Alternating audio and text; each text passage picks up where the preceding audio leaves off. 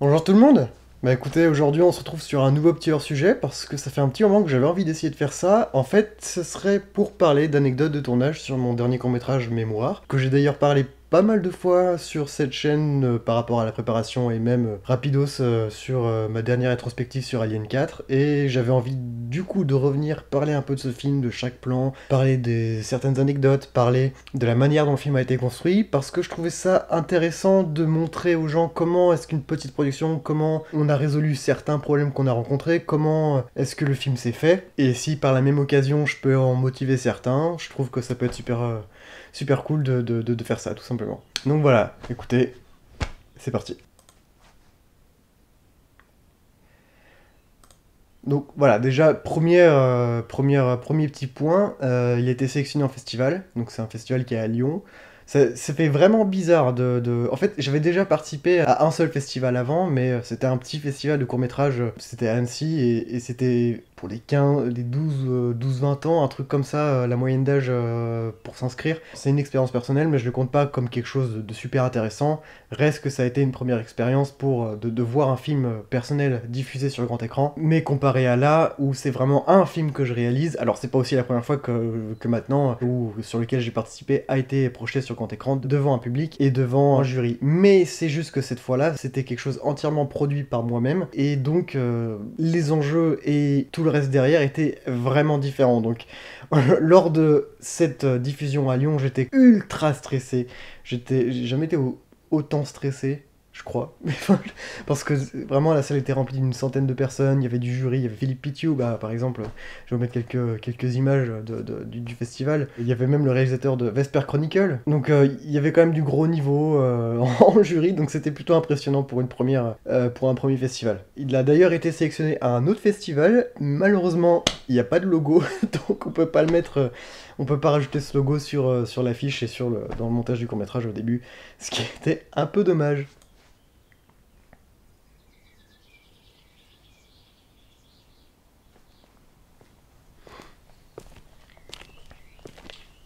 Donc ça c'est mes bruits de pas en fait, et on les a enregistrés directement sur le tournage. Vous le savez probablement pas, mais moi je marche avec des chaussures à talons parce que j'aime ça. Et l'acteur ayant des chaussures à talons, le personnage ayant des chaussures à talons pour son costume, bah, on a tourné cette scène, on a tourné quelques bruitages en dernier pour libérer les acteurs. Et du coup, comme j'ai les mêmes chaussures, bon, enfin, comme j'ai aussi des chaussures à talons, les bruits de pas fonctionnent exactement comme il faut pour la scène.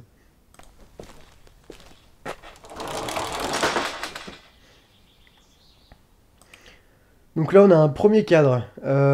Qu'est-ce qu'on peut dire sur ce cadrage? Alors ce cadrage-là, la grosse difficulté, ça a été l'exposition. Parce qu'en fait, quand on tourne avec un profil d'image, donc avec un signal vidéo, qui n'est pas celui que vous avez sur votre téléphone ou le Rec 709 que vous avez sur tous vos appareils photo. On tourne vraiment avec un profil qu'on appelle le log. Et là, comme on tourne avec un Sony, qui est d'ailleurs l'appareil photo sur lequel bah, je tourne là tout de suite. On tourne du coup en S-Log. On a tourné en S-Log 2 parce que le S-Log 3 du Sony A7 III que j'ai n'est pas exceptionnel. S'il n'y a pas du 10 bits pour les S-Log 3, ça sert à rien en fait de tourner en S-Log 3 pratiquement. Et le S-Log 3 de l'A7 III, il est vraiment pas ouf parce que il bruite comme pas possible dans les basses lumières.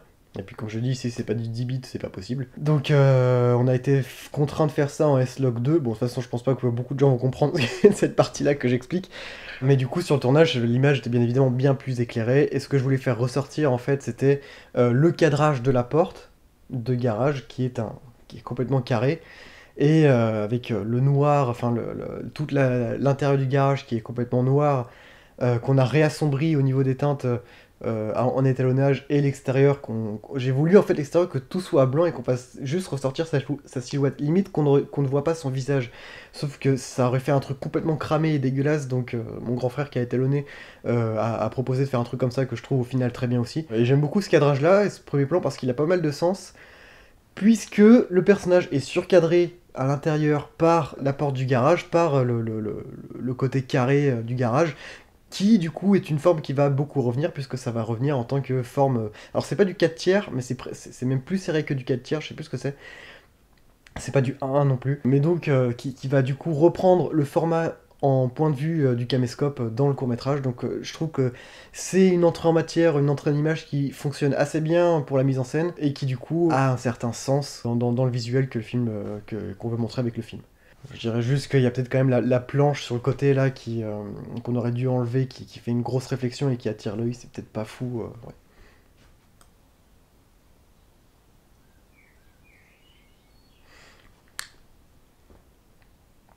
Dans le découpage, par exemple, ce plan-là où il allume la lumière devait être après ce plan travelling-là. Voilà, c'est tout, sauf qu'au final, sur le montage, je me suis rendu compte que ça allait beaucoup mieux au niveau du rythme. Mais du coup, ça veut dire que sur ce plan-là, il y a quand même un petit faux raccord de lumière où il n'y a pas l'éclairage jaune du garage qui projette sur ces objets-là. Mais ça se voit pas et on n'y fait pas forcément gaffe, donc c'est pas trop dérangeant.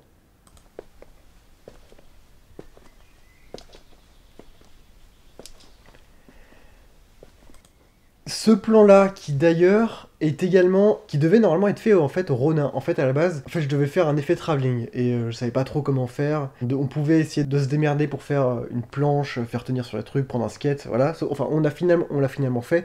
Sauf qu'au début, bah, je voulais pas qu'on perde de temps et il fallait et je voulais le faire au travelling. Sauf que je savais pertinemment que faire un Ronin un travelling pardon au Ronin, ça ne fonctionne pas. En fait, ça donne un effet qui va pas du tout parce que quand on est au Ronin, il y aura toujours, peu importe, des petits à-coups comme ça, donc de bas en haut, qui font que euh, ça va vraiment donner un effet où on sent que la caméra est quand même tenue à la main, alors qu'un mouvement travelling comme ça, c'est impossible de reproduire au Ronin, et on avait essayé du coup de le faire encore au stab, et ça ne fonctionnait pas, donc on a pris le temps, le chef-op Hugo est parti chercher son skate chez lui, pour mettre la caméra dessus. Alors, sur les images du making-of, c'est marrant parce qu'on nous voit faire sur une pauvre petite trottinette rose de gamine, mais au final, ça marchait pas trop, donc il a quand même pris, c'est là où il est parti chercher son skate, et on a pu faire ce plan Ronin, pardon, ce plan travelling qui est d'ailleurs, je pense que c'est le seul plan au travelling que j'ai fait. J'aime beaucoup les plans au travelling, mais c'est vrai que en fait, j'arrive pas beaucoup à les caser dans mon type de réalisation que je veux faire, j'ai du mal à les caser les plans travelling, même si c'est très joli. Je pense beaucoup, en fait, quand je réalise, je pense beaucoup à quand je fais un cadre, il faut qu'il soit bien composé, et les plans en travelling, j'ai du mal à les composer. Enfin, je sais où mettre les objets, tout ça, mais quand je fais un plan, j'aime que toutes les lignes de directrice soient composées et quelque chose de bien rangé dans le décor, dans le visuel. Et ça va je pense que vous le verrez beaucoup dans certains plans qu'on verra, qu'on va analyser dans la suite de ce court-métrage-là.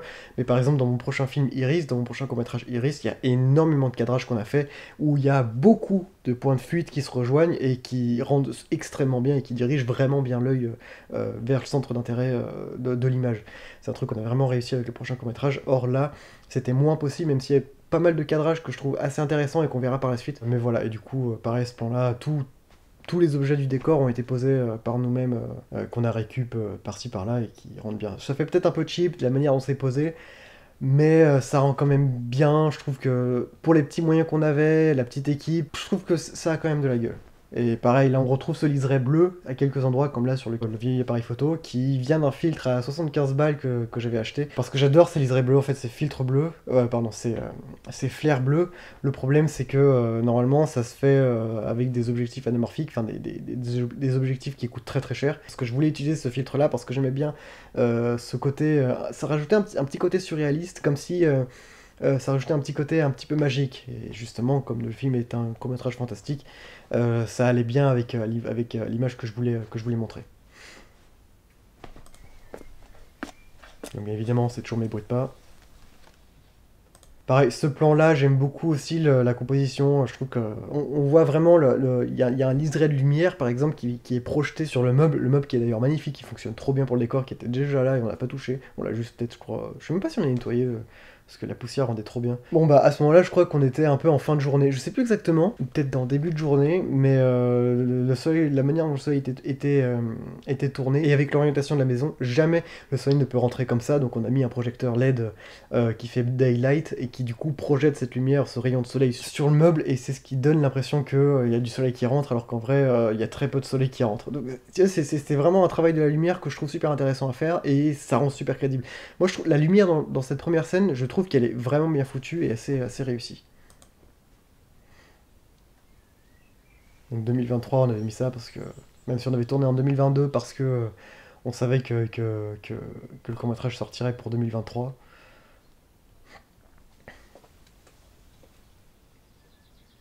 Voilà, donc là on retrouve vraiment ce liseré bleu, ce flair bleu. Le problème c'est que Ça nique un petit peu l'étalo parce que son bas du visage est complètement rosé. C'est vrai que ça fait un peu étrange et peut-être que ça aurait pas été très judicieux. Ça aurait été peut-être plus judicieux plutôt d'enlever ce flair pour ce plan-là.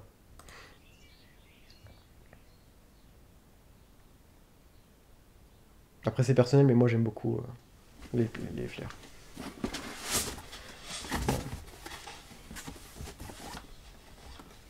Ce plan-là que j'aime beaucoup, et d'ailleurs il y a un petit faux raccord. Si vous regardez en haut, à droite, à côté du cadre, il n'y a malheureusement plus la photo qu'il a posée juste avant, sur le plan d'avant. Je m'en suis rendu compte au montage, j'ai fait oh merde, fait chier, mais bon écoute, quand tu l'as, ça se voit et t'es putain de merde. Mais bon, ça se voit pas tant. Enfin, c'est pas là où l'œil va se projeter, mais c'est vrai que quand tu l'as, tu l'as. Et c'est un peu dérangeant. Ça fait un bon faux raccord, mais bon, tant pis. Pareil, j'aime beaucoup ce cadre en fait aussi. On voit vraiment là le liseré de lumière qui arrive là en backlight, qui est super intéressante, et qui là, la lumière principale, qui est rééclairée par l'ampoule qu'on a vue au début, mais aussi un petit panneau LED qu'on a rajouté juste devant, qu'on a mis de la même couleur pour rajouter un peu plus de puissance sur son visage. Donc c'est vraiment un travail de lumière que j'aime énormément faire. C'est pas évident parce il faut connaître un peu les bases de la lumière au cinéma. Franchement, cette première scène, je la trouve super bien montée.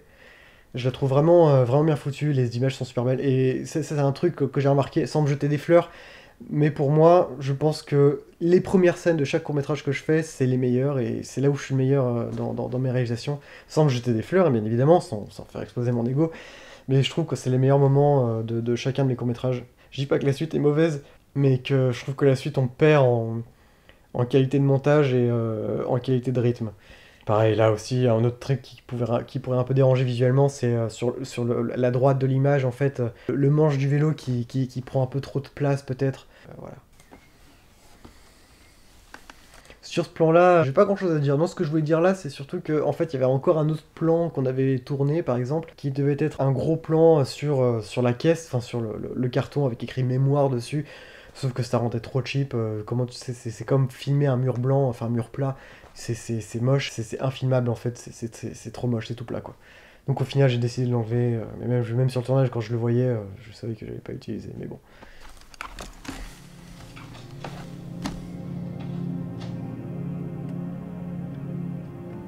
Ouais, vraiment, je leur dis, mais j'aime vraiment beaucoup ce cadrage et cette première scène, je la trouve vraiment réussie. On apprend beaucoup de choses, on voit que le mec, il est en costume, donc tu te dis, ah, il revient de quelque chose, tu sais pas trop quoi, mais tu sais qu'il y a quelque chose d'un peu formel. On voit que là, il y a plein de vieux objets, donc tu te dis, il rentre dans un endroit qui lui rappelle des souvenirs, peut-être. C'est peut-être pas forcément très subtil non plus, peut-être pas très compréhensible, mais je trouve que pour une première scène, ça donne quand même beaucoup d'informations, et je trouve que le rythme est assez bien foutu. C'est probablement une des meilleures scènes que j'ai montées, que j'ai tournées. Je suis vraiment fier de cette scène-là.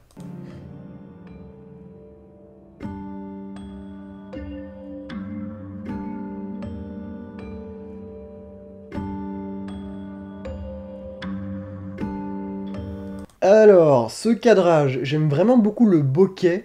Donc le bokeh, c'est le flou de l'image. D'ailleurs, on a aussi évité là un faux raccord, c'est que quand on avait tourné ce plan une première fois, il n'y avait pas le caméscope posé à gauche de lui, et c'est vraiment la script qui a dit «Ah, il y a un petit souci, il manque le caméscope sur ce plan-là», donc on l'a refait. Et là où la script est un peu foirée sur la première scène par rapport au faux raccord de la photo qui n'était plus sur le meuble, là, elle a fait gaffe à ce faux raccord-là qui a fait qu'on l'a évité. Mais en fait, on peut se dire, ouais, mais pourquoi c'est ces trucs qui paraissent tellement obvious? Bah ouais, mais quand tu tournes pas les plans dans l'ordre, c'est quelque chose qui peut être assez difficile à prendre en compte, en fait. Et des fois, tu tournes pas les plans dans l'ordre, mais non plus dans les mêmes journées. Une scène, on peut la tourner plusieurs fois, sur plusieurs jours. Et c'est ce qui donne encore plus de difficultés sur les problèmes de faux raccord. Mais voilà, parfois, voilà, on voit pas les problèmes qu'il peut y avoir, on s'en rend compte qu'au montage. Et encore, je me suis rendu compte de quelques autres faux raccords qu'on verra, que j'ai vu au montage, parce qu'en fait, notre acteur avait deux chemises blanches, deux types de chemises blanches, donc quand j'avais pas vu le souci, donc je vous montrerai ça quand on y sera.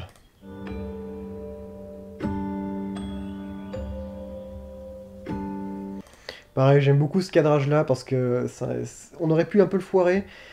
Comme on est en légère contre-plongée et que derrière c'est pratiquement censé être du ciel et que en plus de ça c'était tout gris aujourd'hui ce jour-là et en fait j'aurais voulu que toute cette scène-là se passe un jour de magnifique beau temps parce qu'en fait il a fait beau tout le temps Sauf ce jour-là, et toutes les journées où on a tourné en intérieur, il a fait pas beau, il a fait extrêmement beau, pardon, mais toutes les journées, mais la seule journée où on a tourné en extérieur pour cette scène, il a fait pas beau du tout, et ça fait chier.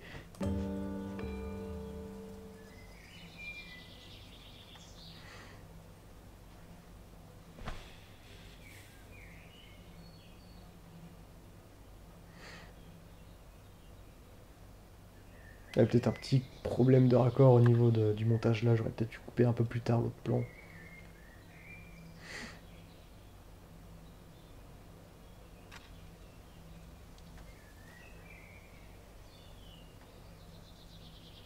Pareil, celui-là, ce raccord dans l'axe, je trouve un petit peu étrange, mais ça va encore.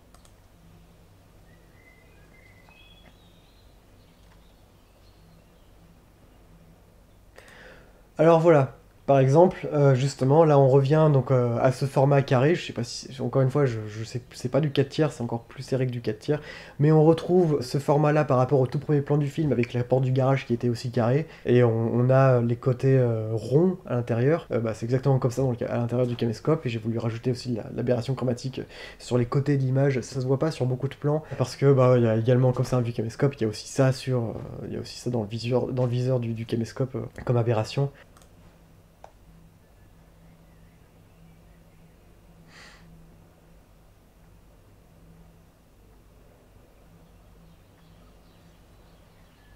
Ouais.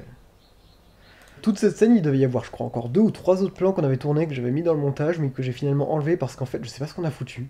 Mais le personnage, à chaque fois, en fait, il changeait de direction. C'est des gros plans, mais il était face. En fait, on voyait qu'il regardait une fois là, une fois en face, une fois à droite, une fois là. Alors que, bah, il fallait absolument pas, puisqu'on avait l'impression qu'il changeait toujours de direction, et du coup, ça foutait des faux raccords, et ça n'allait pas, donc j'ai dû enlever ces plans-là, ce qui était vraiment dommage. Ce plan-là, c'est vraiment, ça me fait chier parce qu'il y a l'espèce de plante là derrière qui fait que ça prend toute l'image et ça fait un truc très moche en fait sur le côté. Puis on voit aussi le petit léger problème, c'est que le mec s'est complètement avancé comparé à avant, il est aussi beaucoup plus au milieu du jardin comparé au plan d'avant de quelques secondes où il était vraiment, bah, normalement derrière lui il y avait encore le transat, là il y est plus.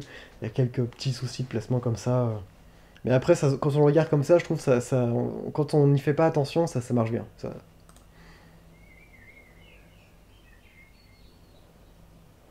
Voilà, donc là, on est au plan 3D, qui a été fait par un de mes potes qui était à ce moment-là en école des Gobelins à Paris. Donc je lui avais envoyé une photo du caméscope pour qu'il le modélise, et franchement, alors, on voit que c'est de la 3D, bien évidemment, c'est pas parfait. Le plan peut faire légèrement cheap, mais je voulais quand même le garder parce que ça donnait... parce que je voulais essayer de faire cet effet-là, en fait. Et en vrai, je trouve la texture du cuir en dessous est super bien foutue, mine de rien. Puis d'ailleurs, petit problème également, un petit faux raccord, mais là c'est de ma faute parce que je lui ai pas expliqué, c'est qu'en fait, de là où est le viseur, à gauche, là où la caméra se rapproche, je vais vous montrer ça directement, c'est ici qu'on se rapproche, sauf qu'ici, c'est le bouton pour, euh, pour la recherche pellicule. Et normalement, le viseur, il est là. Et donc quand tu vois que dans le film, bah, il s'approche directement du bouton, pour les connaisseurs, ils se doutent qu'il y a un truc qui cloche, mais pour ceux qui connaissent pas, ça fonctionne plus ou moins. Après, il y a aussi le fait que le caméscope est censé être pour les droitiers. Donc t'es censé le tenir comme ça. Sauf que moi je suis gaucher, et le problème c'est aussi ça dans mes défauts, c'est que je suis gaucher. Et je vois tous mes personnages gauchers. Et donc c'est un petit souci. Ce qui fait que j'étais obligé de dire à mon acteur de tenir le caméscope comme ça, parce que comme la caméra je la voyais de ce côté-là, sinon si c'était comme ça, vous voyez que c'est très moche comme cadre. Donc voilà, le souci c'est que bon bah, ça se voit que c'est pas fait pour les droitiers. Pour les gauchers, parce que bah, quand t'es comme ça, t'as pas l'œil dans le cadre. Donc en fait, à chaque fois qu'il est comme ça, il ne voit rien, tout simplement. Puis là encore, ouais, je me suis bien fait chier à faire le tracking pour essayer de faire passer le plan d'après à l'intérieur du viseur. C'est plein de petits détails aussi qui sont couillons, mais enfin, qui se voient pas, mais qui sont au final assez importants à faire pour que ça paraisse un minimum crédible dans l'incrustation. Par exemple, là, le flou qu'on a autour de la lunette, je l'ai rajouté en post-prod, et par exemple, plus ça se rapproche, plus le flou autour devient fort. Ce qui est un peu normal, plus tu fais le focus sur un objet proche, plus le flou, le bokeh derrière est puissant. Maman? Donc ouais, premier dialogue, enfin en soi, il y a que 2 mots dans le film, papa, maman, et je voulais faire en sorte que le film ne parle pas, qu'il n'y ait pas de paroles pour que tout soit fait visuellement, parce que j'ai envie d'essayer de faire quelque chose qui soit vraiment compréhensible avec l'image, parce que le cinéma, c'est de l'image. Donc là, par exemple, là, sur ce plan où j'ai mis pause aussi, il y a un petit problème. Alors, ce plan-là, je l'ai fait du coup à l'épaule. Je crois que c'est le premier plan du film qu'on voit qui est fait, où je l'ai fait avec la caméra épaule. On voit sur la droite, il y a un petit souci, c'est un volet qui est mal ouvert, un volet du pare-soleil qui est mal ouvert et qui du coup rentre un petit peu dans le cadre et c'est ce qui donne cet effet un peu de dégradé noir sur la droite, un petit peu raté. Alors ouais, j'aurais pu zoomer dedans, mais bon. Ce plan-là, c'est un petit insert également qui avait été fait au dernier moment parce que j'avais un peu zappé, oublié de le faire et oublié de noter qu'il fallait le faire. Et au final, c'était en plein des rushs sur après un jour ou deux de tournage, je me suis dit, oh putain, il faut qu'on le fasse ce plan-là parce que sinon il allait se passer, il allait avoir un problème de faux raccord sur un raccord d'un plan à l'autre. Donc voilà.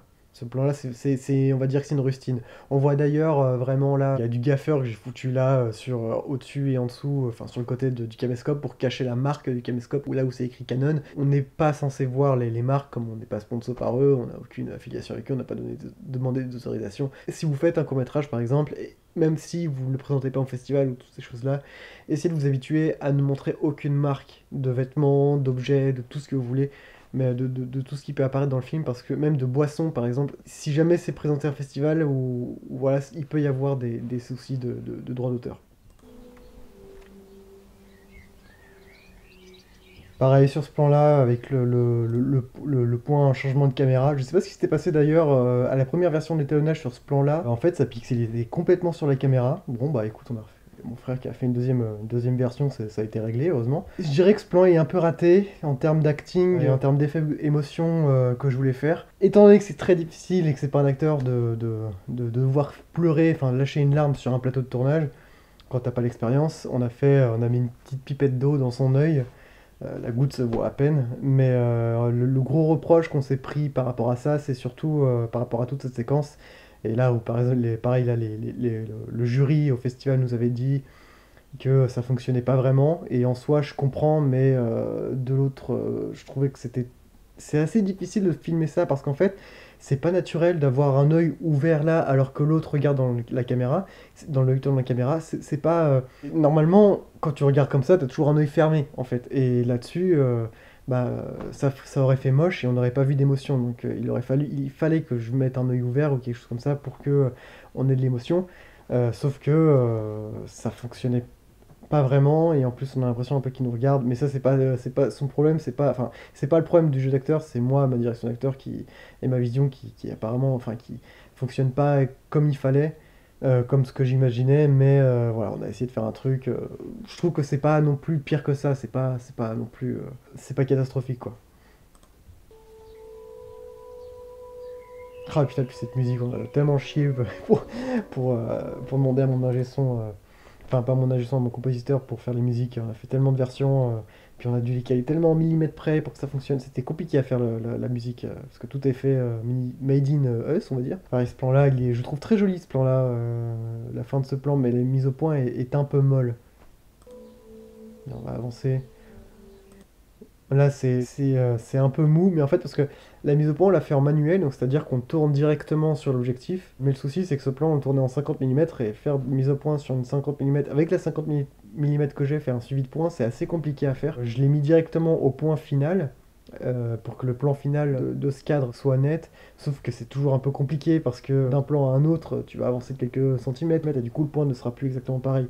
Et on est des humains, donc on peut pas faire exactement chaque mouvement exactement robotique, parfaitement l'un à la suite de l'autre. Ce qui rend du coup cette mise au point un peu molle. Ici, c'est normal que ce soit flou, mais par exemple là il devait se retourner. Et là son visage devait être net. Donc du coup c'est la caméra qui est nette, et là c'est son visage qui est flou. Papa? Puis c'est aussi assez compliqué voilà. C'est assez compliqué de mettre, de cadrer dans un jardin comme ça, avec des lignes des fuites, quand t'as juste un jardin qui est plat et t'as pas vraiment, t'as pas grand chose à filmer, donc tout se met sur les acteurs. Donc la meilleure chose à faire pour moi, c'était surtout de faire des gros plans.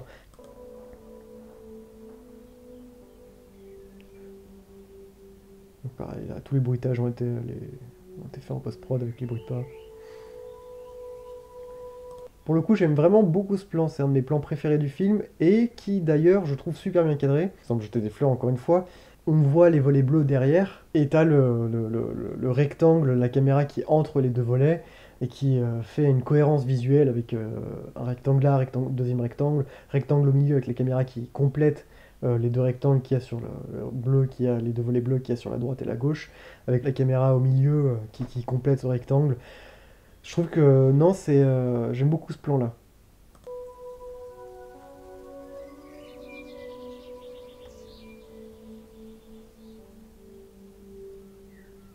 Voilà, donc là, ce que je disais, c'est un peu compliqué de cadrer, de faire un truc avec des lignes de fuite correctes quand c'est assez plat, la table elle est pas belle. Le décor, bah, c'est un buisson, c'est pas joli. La lumière est jolie par contre. Et ce plan-là, en fait, on a un peu galéré à le faire parce que au final, tout le son de cette scène a été fait en post-prod parce qu'il y avait des gens derrière le buisson, donc t'avais les voisins qui parlaient, qui parlaient. Je sais pas ce qu'ils foutaient, mais ils se préparaient à partir avec la voiture ou je sais pas quoi, mais c'était intournable avec le son et donc on a tout fait en post-prod, voilà. Mais cette scène-là, je pense que ce qu'il aurait fallu en fait, c'est qu'il manque des informations aussi dans le film pour comprendre certaines choses, comme quoi le mec revient d'un enterrement. Et on a eu cette idée après, c'est que on mette une feuille de testament par exemple sur la table et qu'il y a un gros plan dessus où t'as lui qui hésite à signer ou je sais pas quoi avec un mot sur le cabanon qui vient après et qui fait le lien avec la scène d'après. Donc ouais, ce plan-là, il me dérange par exemple.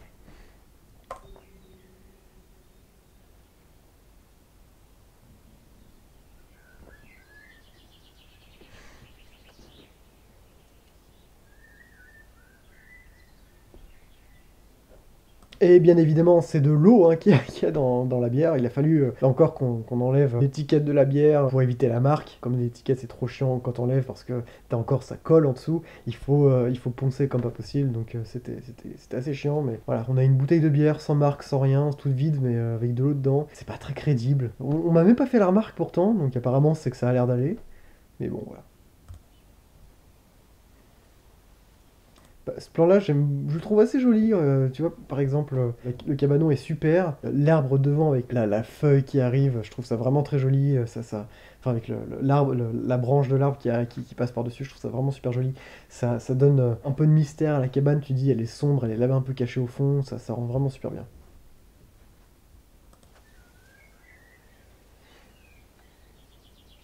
En plus, il y avait la croix d'Igny-Volet d'Aix-les-Bains qu'on voit au fond, à la montagne. Voilà, par exemple, là, comme je disais, l'aberration chromatique sur les côtés de l'image qui rend un peu vieillot, qui rend assez bien sur la caméra. Puis, ouais, non, j'aime beaucoup ce plan-là aussi.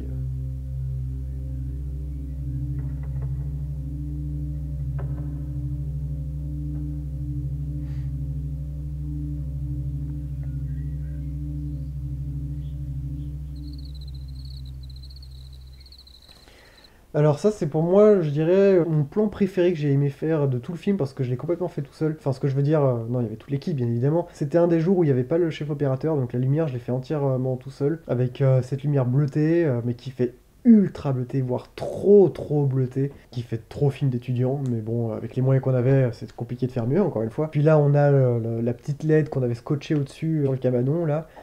Pareil, on retrouve le filtre avec qui donne ses flares. Et en fait, pareil, là, c'est aussi ça peut être un petit faux raccord, mais ça se voit pratiquement pas en fait avec les autres plans. C'est que bah, là, on a scotché une LED au-dessus de la porte, au-dessus de l'entrée. Reste que sur les autres plans, bah, si on fait gaffe et qu'on zoome, si la qualité est assez bonne, on voit pas qu'il y a de LED ou qu'il y a une lampe ici. Donc voilà. Mais ça fonctionne bien en fait. C'est le genre de truc qui est ultra subtil et qui, quand tu l'as pas, bah, tu fais pas gaffe à ce faux raccord-là. Et en vrai, bah, on s'en fout limite. Parce que c'est vrai qu'il y a même la branche en fait qui peut cacher. Donc c'est pas un souci. Mais ouais, j'aime beaucoup ce plan, j'aime beaucoup la lumière, même si la lumière est très bleutée. Je voulais vraiment faire un effet de jeu entre les oppositions bleu et orange. Et ce orange d'ailleurs, plus on s'éloigne, c'est assez marrant parce que plus on s'éloigne, plus les rayons sont loin de la source, tu vois que ça part un peu sur du rouge. Et c'est ce qui va en plus de ça avoir un peu un petit intérêt sur le plan d'après, sur un des plans d'après. Donc ce plan que j'ai fait complètement à l'épaule, avec la mise au point que j'ai particulièrement bien réussi au manuel avec le follow focus, tout ça à l'épaule. Bon, j'aime vraiment ce plan-là. Ce plan-là aussi, avec ce premier plan, le changement de point, je trouve que ça fonctionne assez bien. Voilà, là par contre, on a vu, bon, juste avant, que le flair était complètement tordu et ne fonctionnait plus, j'avais pas vu à ce moment-là. Mais en fait, le filtre, il fonctionne où ça se visse sur l'avant de l'objectif, mais le filtre lui-même, après, on peut l'orienter, et du coup, orienter la direction des flares. Et à ce moment-là, bah, j'avais pas vu, j'avais pas fait gaffe que le flare était complètement sur le côté, et du coup, ça rend pas beau, et ça me fait un peu chier, mais tant pis. Là, ça a été un peu remis droit, en gros, le flare. Donc ça bruite pas mal à l'intérieur, mais l'image bruite beaucoup, mais comme on est à point de vue caméra, ça fonctionne assez bien. Ouais, et là, on voit à la fenêtre qu'il y a le Projo, il y a un petit panneau LED avec une gélatine bleue qui est juste à la fenêtre.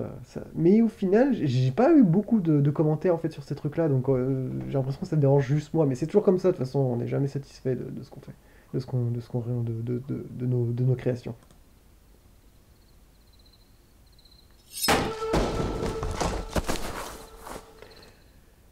La scène de la cascade, qui, dans le rythme, je suis assez fier, mais qui, mine de rien, en vrai, complètement incohérente, parce que si vous avez bien vu, derrière la porte, bah, il y a la barrière, et il y a l'ouverture de cette barrière vers le jardin, donc, qui n'est pas du tout alignée avec la porte. Donc le mec, en gros, a dû tourner complètement de l'autre côté, donc en diagonale, ce qui est une cascade complètement impossible, mais qui visuellement fonctionne, et encore une fois, personne ne fait la réflexion. Mais encore une fois, la petite difficulté, c'était pas seulement ça, c'était aussi le fait qu'il y a les branches là, donc c'est chiant, on se prend la branche, non seulement tu tombes en diagonale, donc avec les raccords c'est pas facile, t'as la branche, puis voilà, puis en dessous, bon bah bien sûr, on a mis un matelas gonflable, et le bruitage qui d'ailleurs, où on tombe par terre, c'est moi qui tombe, genre après, plusieurs semaines après le tournage, pendant que j'étais en montage, je suis allé retourner sur le tournage pour reprendre quelques bruitages, comme les bruitent pas à l'intérieur du garage. Justement, c'est moi qui avais posé le micro par terre et qui, tout seul, me suis vautré plusieurs fois par terre depuis ce même endroit-là pour avoir la même écho au niveau du son et la même résonance que l'endroit, et en même temps, bon, bah, pour avoir le bruitage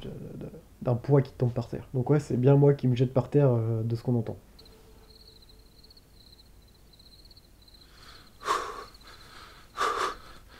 Voilà, donc ce plan-là, on voit bien la lumière avec cette bac qui est très jolie, et malgré le bleu qui est ultra flashy, mais qui contourne derrière. Et t'as le panneau LED qui devient presque rouge sur son visage, il y a un côté danger. Mais là encore, le souci, c'est les lumières derrière directement de la maison, des petites loupiottes de la maison, qui, elles, tombent dans le vert.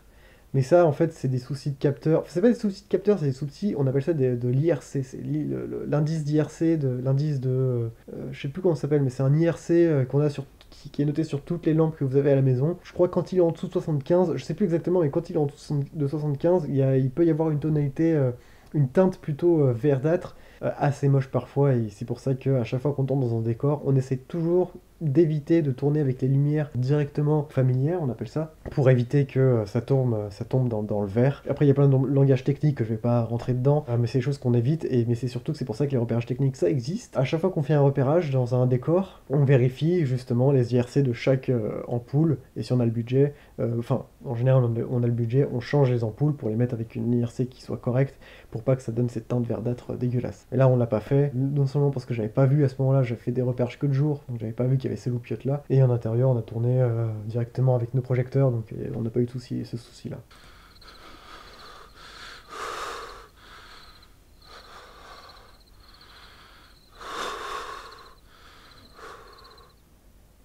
Alors là, j'aime vraiment beaucoup ce cadre. On l'a tourné en plein jour. Bah pareil, on a dû fermer les volets derrière et ça fonctionnait assez bien. On a vraiment l'impression que c'est la nuit. J'adore la composition de ce cadre.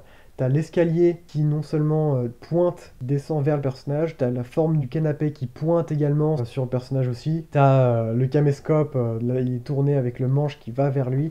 Enfin, ce cadre, pour le coup, je trouve qu'il est parfaitement composé.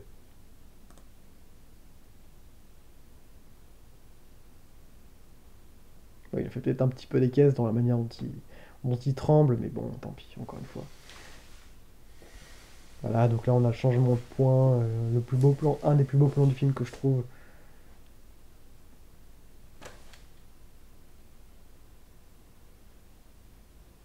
Et même à la fin là, de ce plan-là, on voit que les lignes directrices du plafond emmènent le regard vers son visage. Son visage qui est d'ailleurs un petit peu rosé, par rapport à l'Italo, ça va moyennement, mais bon, tant pis. Encore une fois, c'est toujours tant pis. Non, ça va, c'est plutôt cohérent avec le visage est aussi rosé là, donc c'est plutôt correct. Là, ce plan-là, je l'aime pas en fait. Je le trouve assez moche ce plan. Je l'ai retravaillé au montage, j'ai fait une deuxième version de montage. Enfin, il y a eu tellement de versions, mais c'est une des versions, une des dernières versions que j'ai fait après Diffusion Festival. J'avais refait quelques modifs au niveau du montage et ce plan-là, il était assez moche. Je l'avais coupé au début parce qu'au début, la mise au point était floue et ça allait pas. Donc j'ai rallongé ce plan vers la fin. Non, j'ai raccourci en gros le plan et j'ai rallongé le plan d'avant. Donc là, plan POV qui est assez moche, mais qui était obligatoire pour l'avancement.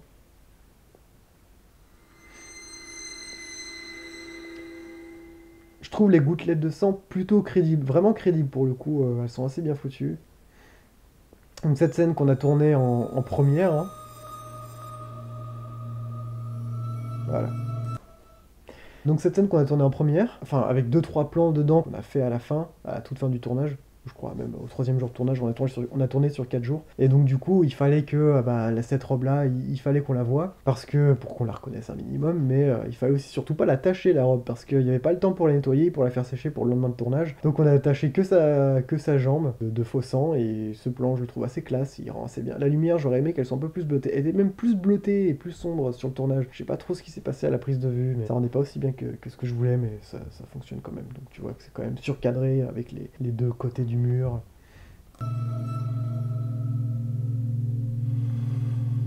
Ce plan-là, ce gros plan, je l'aime bien aussi. Plutôt sympa.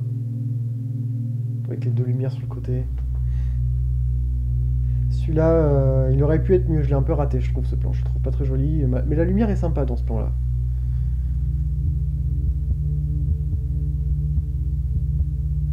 Donc voilà, là on a l'acteur donc du père, Maurice, qui revient, mais qui en fait habite, je crois, une heure et demie du lieu de tournage, et c'est toujours un peu gênant en fait de faire venir des gens pour à peine deux plans, tournage en même pas une heure, qui viennent de plus d'une heure de route. Mais le mec était super cool en fait, et puis même j'aurais bien aimé lui donner un meilleur rôle parce que lui donner plus d'acting à faire parce qu'en fait lui, pour le coup, c'est un mec qui a vraiment l'habitude de faire de l'acting avec des tournages d'étudiants et même d'autres courts-métrages un peu plus pro. Donc c'est un vrai mec qui sait jouer, qui sait jouer des rôles. Donc il a un super regard et ça se voit. Peut-être qu'un jour j'aimerais bien travailler avec lui.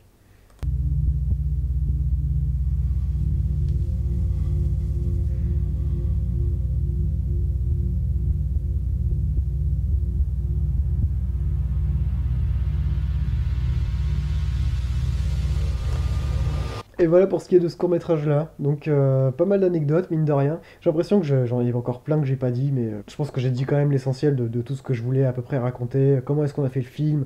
Comment est-ce que on s'en est démerdé sur plusieurs soucis?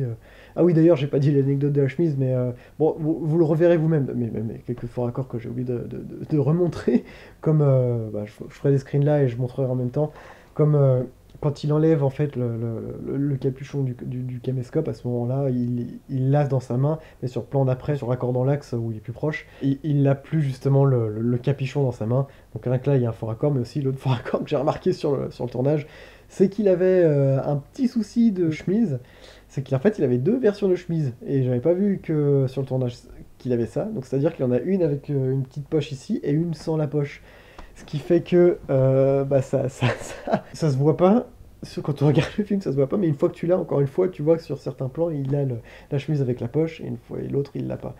Donc voilà, c'est plein de petits trucs, mais qu'il faut prévoir. Encore une fois, ça donne de l'expérience, et voilà. Mais pour un premier cours, on va dire, premier court-métrage hors école, fait bénévolement, avec peu de moyens, je trouve que ça a quand même de la gueule, même si il y a beaucoup de choses que j'aimerais pouvoir refaire avec ce projet, beaucoup de choses que j'aimerais réécrire, remonter, recadrer, enfin bref, si je pouvais le refaire en entier, c'est sûr que je le ferais 100 fois mieux. Mais voilà, de toute façon, on verra maintenant avec le prochain court-métrage ce que ça va donner. En tout cas, j'espère que l'idée vous plaît, et si ça vous plaît ce genre de vidéo de tournage, d'anecdotes de tournage, n'hésitez pas à me le faire savoir, et moi je vous dis à la prochaine. Salut.